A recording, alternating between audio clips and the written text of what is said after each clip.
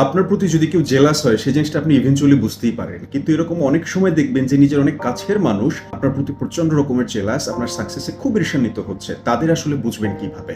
আপনি কোন একটা কাজ করলেন যেটা প্রশংসা সবাই করছে, কিন্তু সে কখনোই আপনার ওই কাজের প্রশংসা করবে না। সে আপনাকে দেখবে, সে আপনি কিভাবে এগোচ্ছেন, কিভাবে আপনি সাকসেসটা পেলেন সেটা সে ফলো করবে, আপনাকে কপি করবে, কিন্তু কখনোই আপনার প্রশংসা করবে না।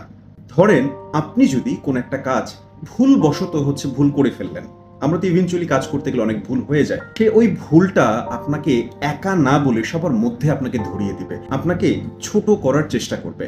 আপনার লাইফের কোনো গুড নিউজ শেয়ার করছেন, সে ওই জিনিসটা কখনোই শুনতে চাইবে না, সে ওই টপিকটা চেঞ্জ করার চেষ্টা করবে, জায়গায় সে বাধ্য আপনাকে কংগ্রেচুলেট করার জন্য। সে হয়তোবা আপনাকে শুভেচ্ছা জানাবে, কিন্তু সেটা আপনার ছোট করে। যেমন ধরেন, সে হয়তো এরকম কথা বলবে, কংগ্রেচুলেশন, কিন্তু তোমাকে দ্বারা যে কাজটা সম্ভব আমি কল্পনা